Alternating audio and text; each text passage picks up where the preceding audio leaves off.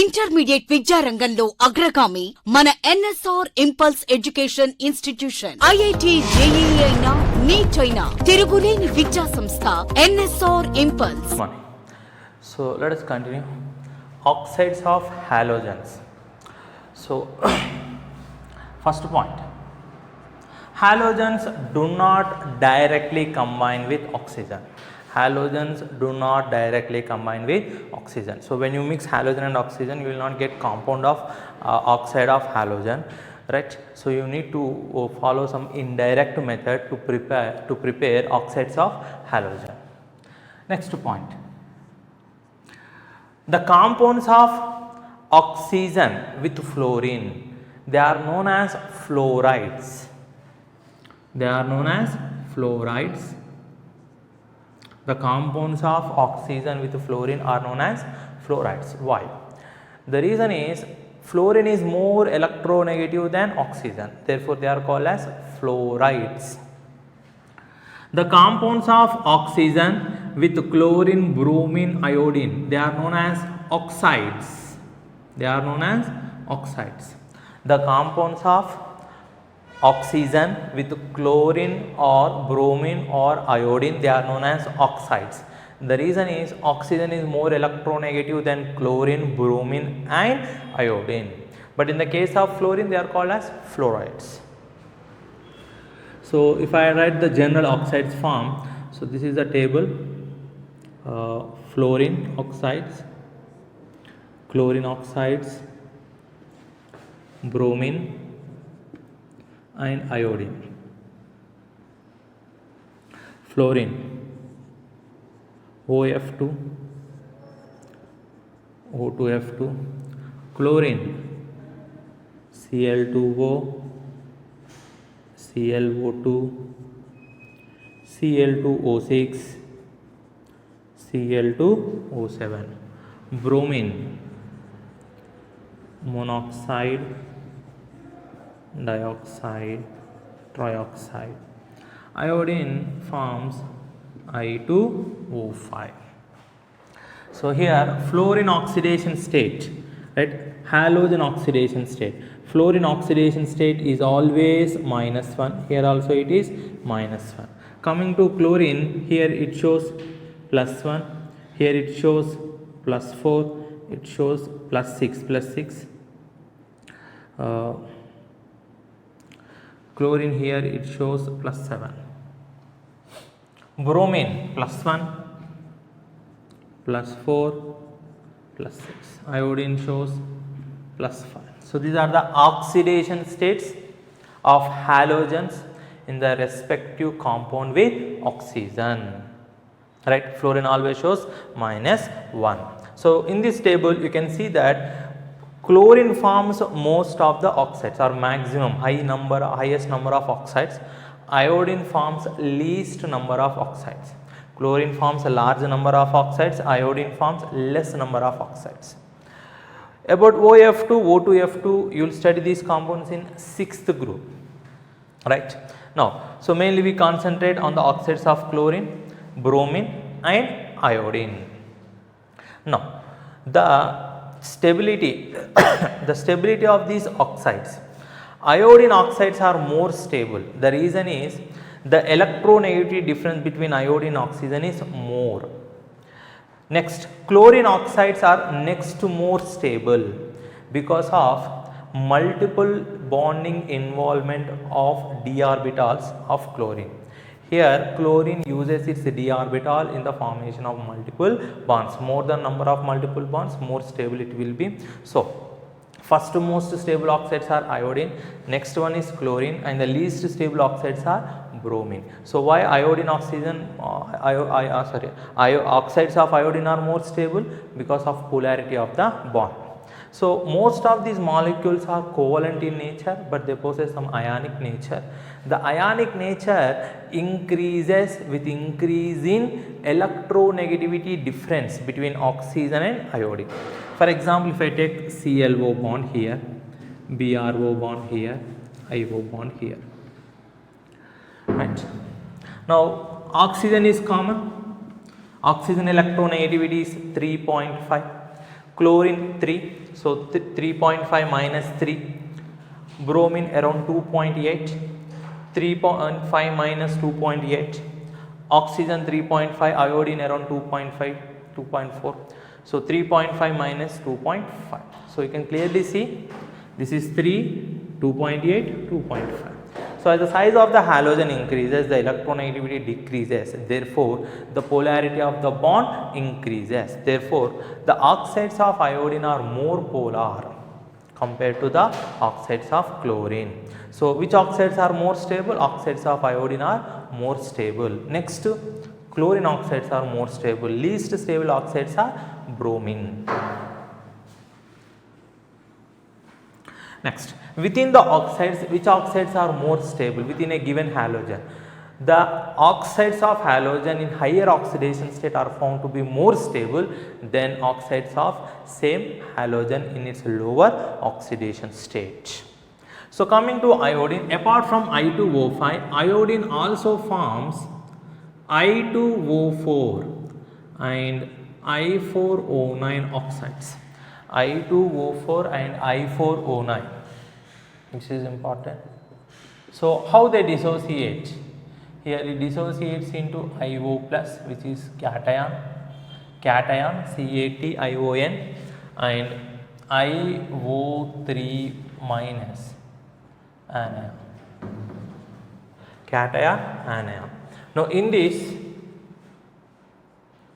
I plus 3 cation, IO3 minus taken thrice anion. I2O4 dissociates as IO plus cation anion, IO3 minus I4O9 I plus 3 cation, IO3 minus taken thrice is anion. So if you take any of these cation, in cation the oxidation state of iodine, this is a common question, what is the oxidation state of iodine in this cation? So answer is plus 3.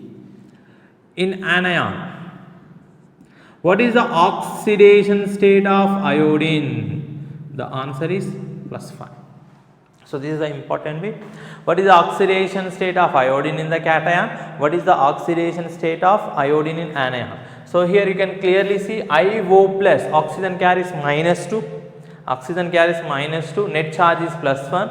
So the charge on iodine, the oxidation state of iodine must be plus 3. Here directly you can see it is only single element, right, I plus 3, so the oxidation state is plus 3. So in both the cations it is plus 3. Coming to the anion, anion is same, IO3 minus, IO3 minus, assume iodine as X, 3 oxygens, 3 into minus 2 equal to minus 1, X minus 6 equal to minus 1, X equal to 6 minus 1, that is nothing but plus 5, right. So numerical type of questions lo adige chance undi, they may ask, so that is why this point is important.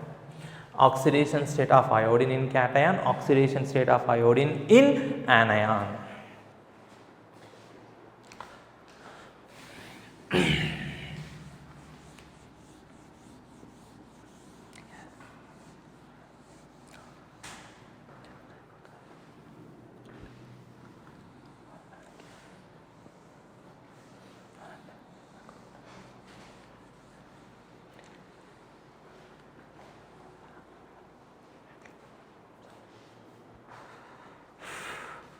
So let us start first one, chlorine monoxide.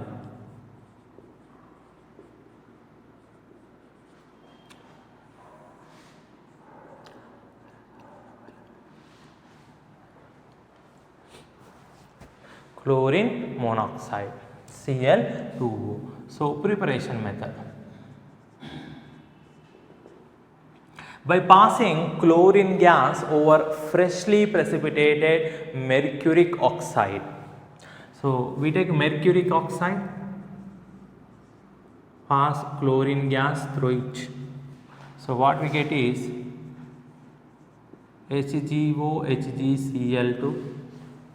So some of the mercury is converted to its chloride plus Cl2O. So we will get Cl2O. Similarly, Br2O can be prepared in the same manner.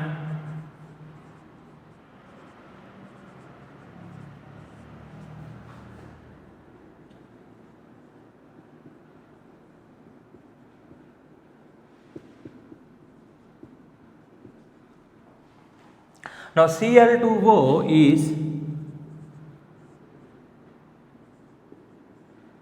orange colored gas,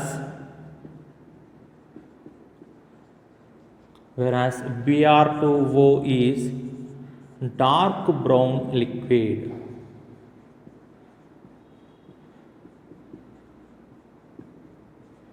Dark brown liquid. Right. So the important point is what happens when they dissolve in water. Yes, they readily dissolve in water. Chlorine Cl2O monoxide dissolves in water to form 2HOCl. We call it as hypochlorous acid. Hypochlorous acid. Right. So if I take 2HOCl and if I heat it, if I remove water, what I will get? Cl2O. If I take HOCl and heat it to remove water, that means dehydration, what I will get? Cl2O. Therefore, Cl2O is anhydride of hypochlorous acid. It is anhydride of hypochlorous acid. The same reaction you can do with Br2O. Br2O plus water gives 2HOBr, hypobromous acid. Br2O is anhydride of hypobromous acid. Right. So for example, if I take HOCl, if I write only one molecule, you cannot remove water. Because there is, to remove water you require 2 hydrogens. Therefore, I have to take 2 molecules. So, remove water. I am removing water. 2 hydrogens, 1 oxygen. Left over is Cl2O. That is why it is called as anhydrous. Anhydride of hypochlorous acid.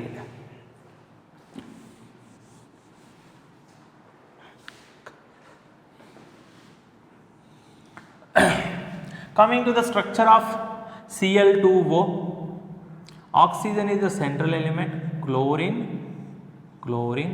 and you have 2 lone pairs. Similar to that of water. So oxygen undergoes sp3 hybridization and the shape is angular or V shape. Angular shape or V shape. The bond angle is 111 degrees. 111 degrees. For sp3 hybridization, if you write the geometry, you will get tetrahedral geometry. The tetrahedral geometry has a bond angle of 104 degrees, approximately 104 degrees 28 minutes. But here if you see, the bond angle is 111. So this bond angle is greater than,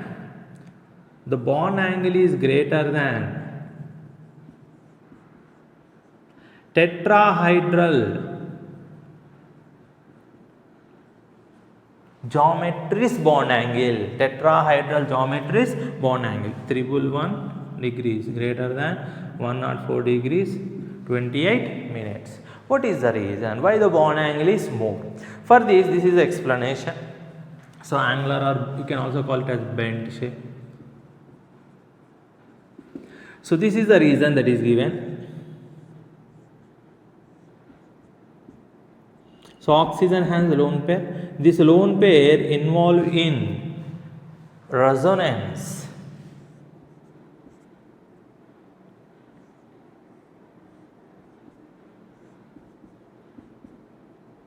What happens? Because one of the lone pair on oxygen is involving in pi bond formation.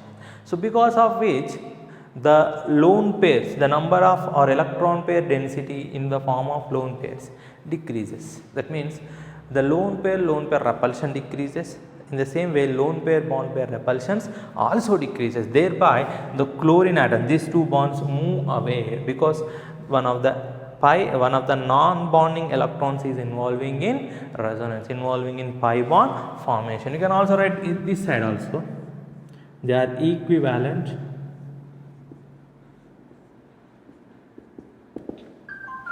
because of this resonance, because of the involvement of lone pair in pi bond formation, right? Lone pair bond pair repulsion decreases, therefore the bond angle increases.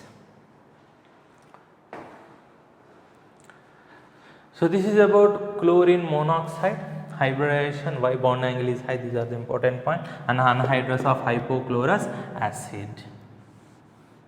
So hypochlorous acid, you know that it is unstable, dissociates into HCl and O. Therefore, the aqueous solution of chlorine monoxide can act as oxidizing agent.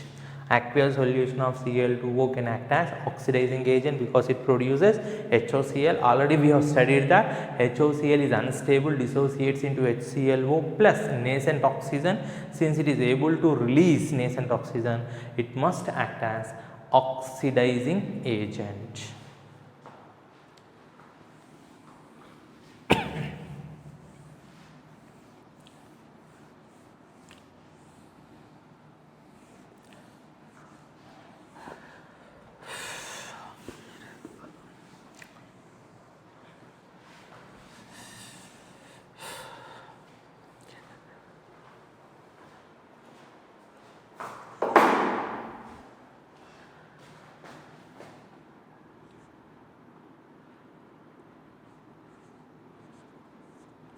Next, chlorine dioxide, ClO2, chlorine dioxide.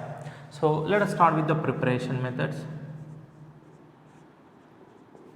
Right, how to prepare chlorine dioxide? So the first one is by taking sodium chloride and passing chlorine gas through it. So what we get is 2NaCl and ClO2.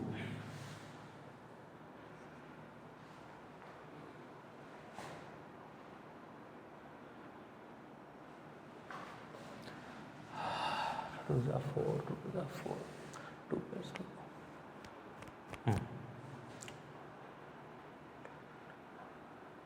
Right, it is balanced. So what we get is ClO2. Now ClO2 when dissolved in water, what happens? It produces HClO2 and HClO3.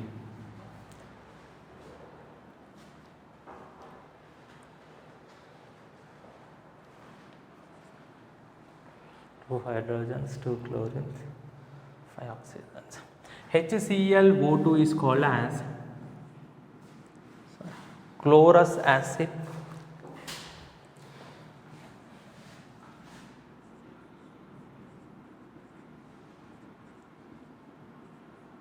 and this is chloric acid.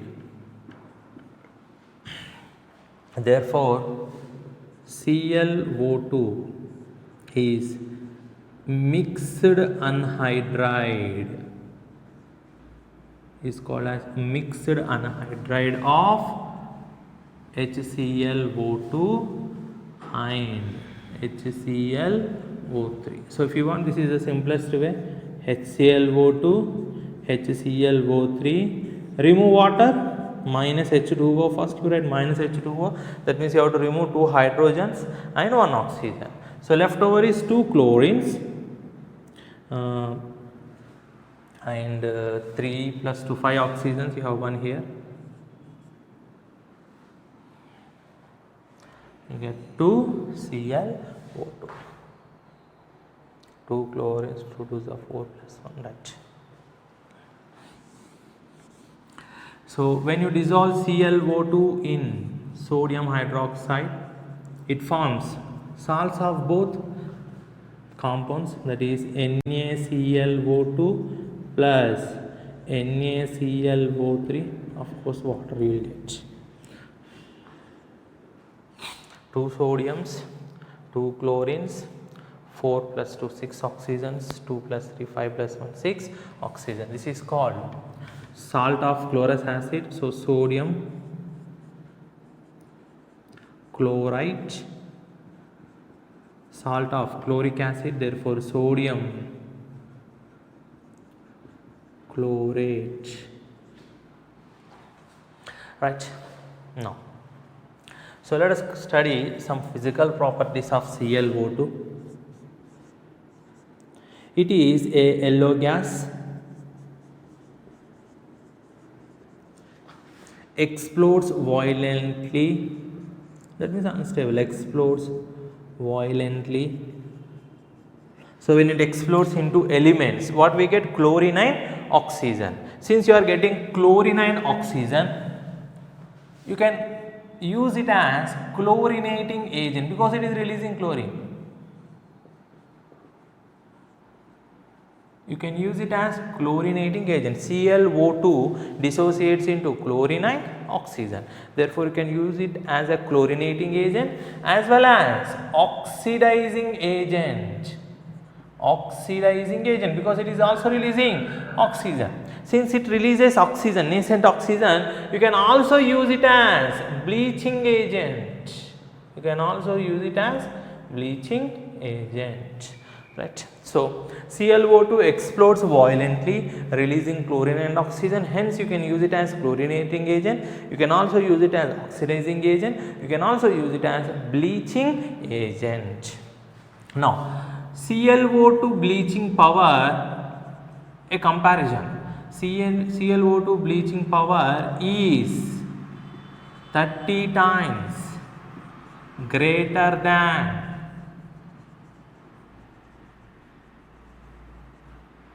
Cl2 bleaching. So, ClO2 bleaching power is 30 times greater than that of Cl2.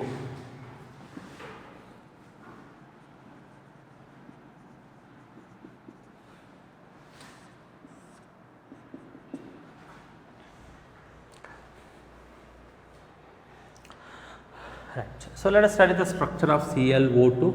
So, chlorine is a central atom, oxygen. So, chlorine has how many valence electrons? 7. So, here it uses 1, 2, 3, 4. Out of 7 it uses 4. Left over is 3.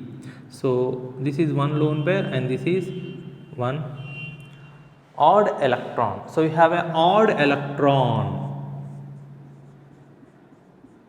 Odd electron is unpaired electron.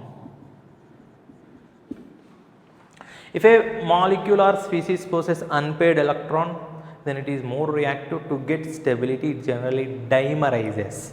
But here ClO2, although it possesses one odd electron, it do not undergo dimerization. I repeat, it do not undergo dimerization. Why? Let us see. So here the shape is bent shape. The bond length is 149 picometers, right, and bond angle is 117 degrees, right.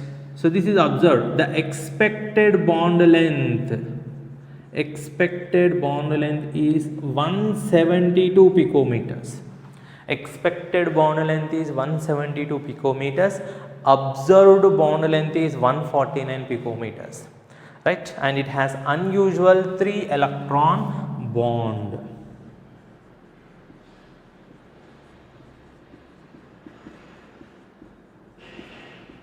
All these points are important, right. So, how do you explain that it do not undergo dimerization although it contains odd electron or unpaired electron? So, this is what they proposed. The odd electron is involved in bond formation.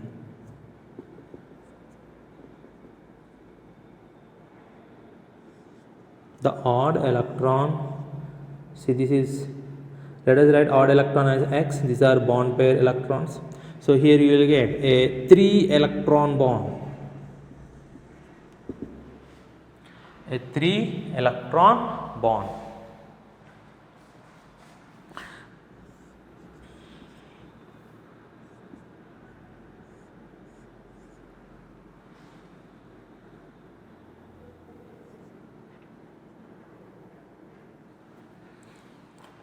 Because of this unusual 3 electron bond, what we can explain, let us see.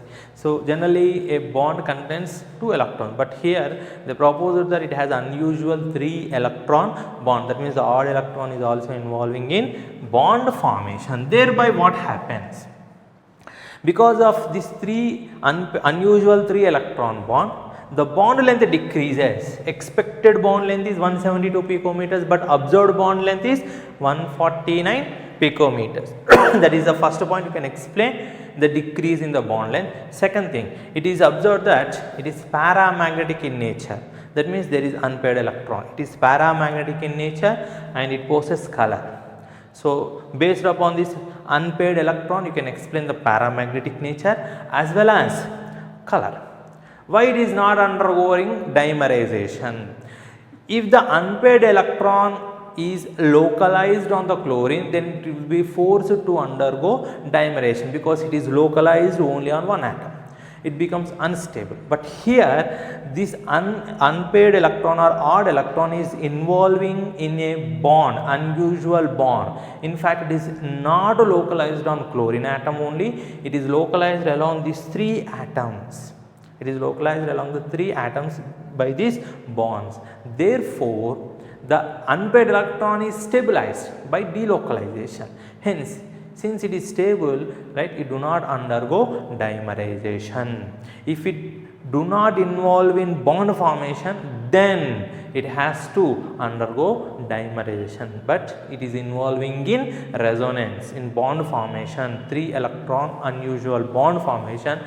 Therefore, it do not undergo dimerization. So it is paramagnetic in nature. Paramagnetic in nature as well as colored. All these properties can be explained by this unpaired electron or odd electron.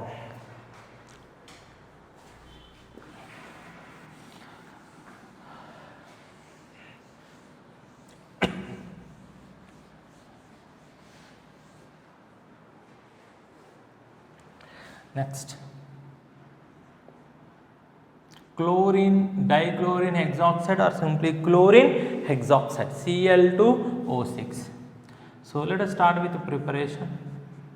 By passing ozone gas through dioxide of chlorine,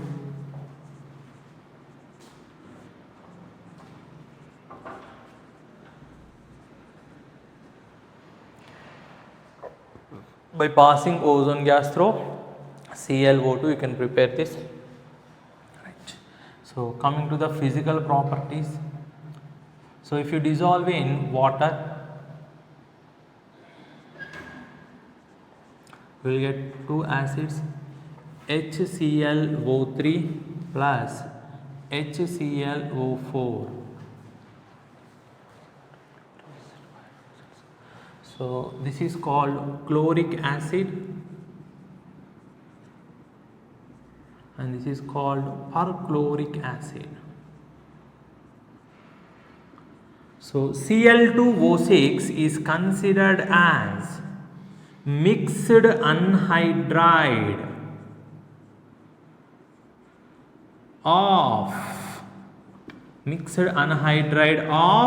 HClO3 and HClO4. So if you react it with sodium hydroxide, you will get salt of HClO3, salt of HClO4.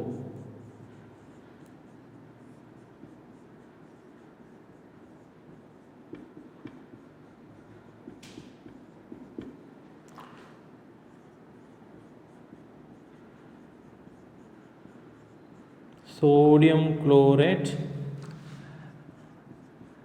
sodium perchlorate.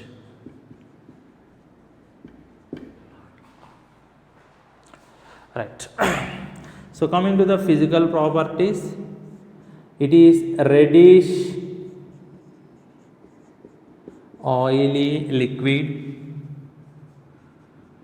highly unstable. Cl2O6 reddish oily liquid, unstable, explosive in nature. It exists as dimer in liquid state. That means Cl2O6 liquid, it exists as dimer in liquid state. L means liquid, this is L means liquid state. So in liquid state it is a dimer and diamagnetic in nature.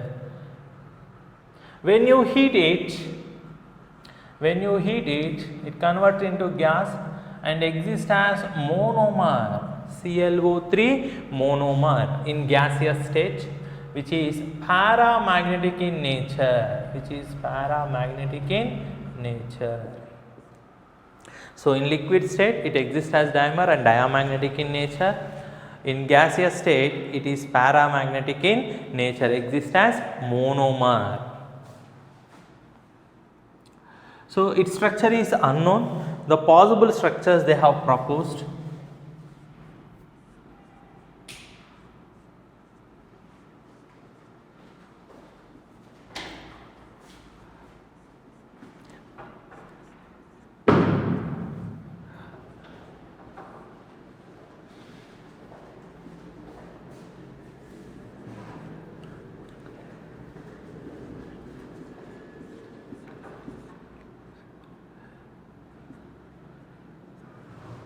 These are the possible structures. It has two important reactions. One is with HF.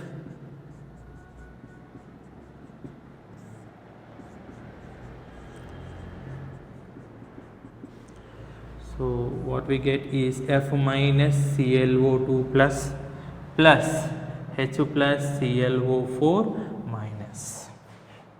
Next with NO2 or N2O4 we can write.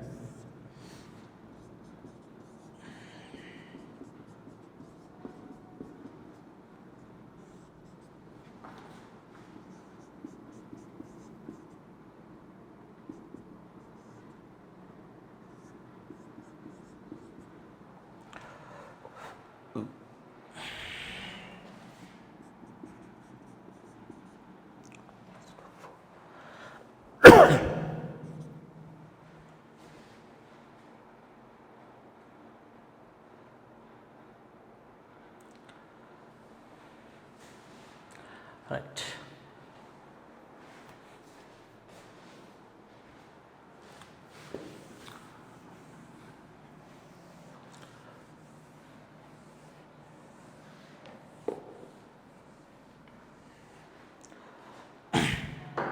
Next, chlorine heptoxide Cl2O7, chlorine heptoxide Cl2O7, chlorine heptoxide.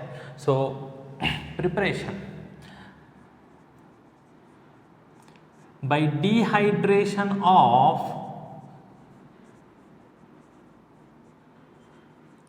HClO4 perchloric acid. So we take perchloric acid.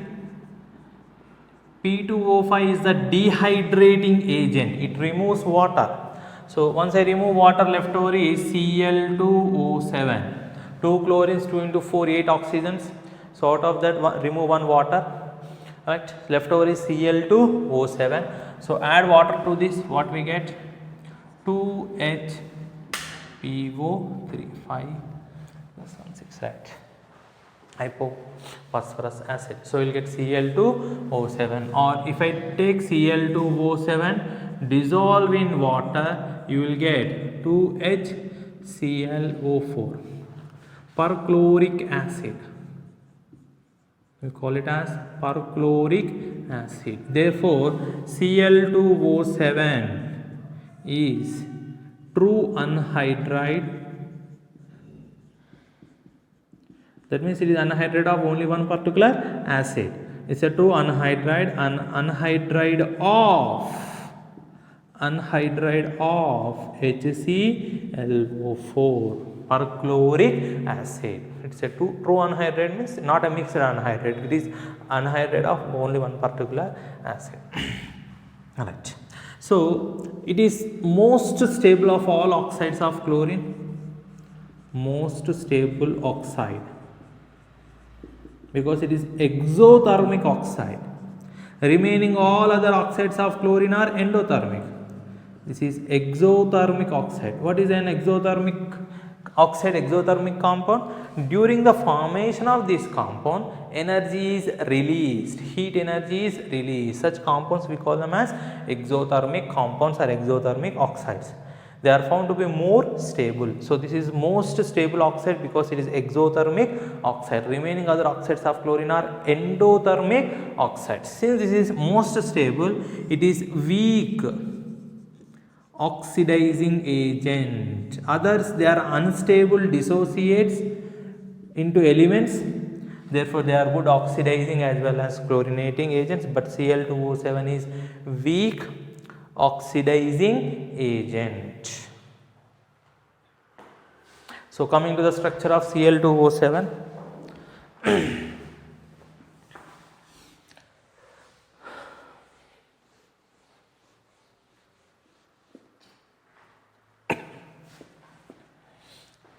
so it contains two ClO3 units.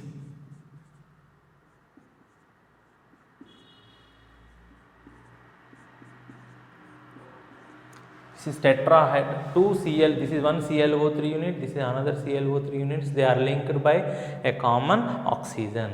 So if I take this particular group, it is tetrahedral, chlorine surrounded by 4 oxygens. This is also another link, another unit, tetrahedral, chlorine surrounded by 4 oxygen units. This is the structure of Cl2O7. So coming to the oxides of iodine, so I2O5. I2O5. So this is the stable oxide of all the oxides of chlorine, bromine and iodine because of polarity of iodine oxygen bond. Now coming to the preparation, we take 2 moles of iodic acid, add dehydrating agent or heat at 195 degree Celsius, remove water. So what we get is I2O5. So it is also true anhydride. It is anhydride of it is anhydride of iodic acid.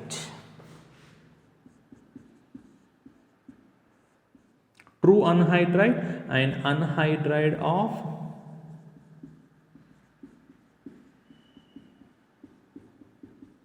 iodic acid. It is stable, most stable of all oxides.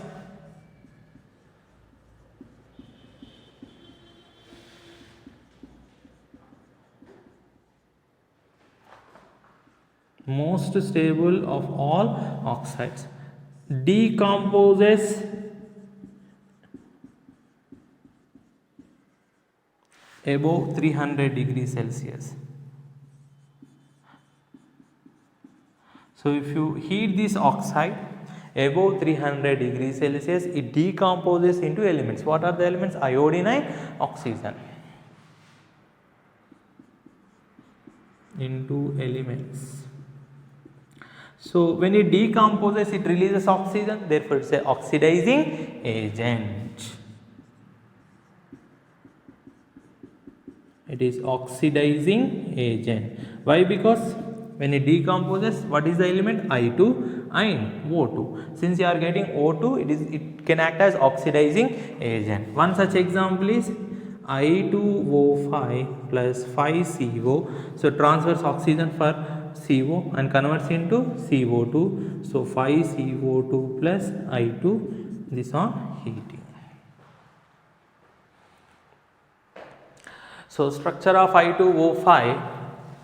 Structure of I2O5, iodine, oxygen, iodine, double bond O, double bond O. This is the structure of I2O5.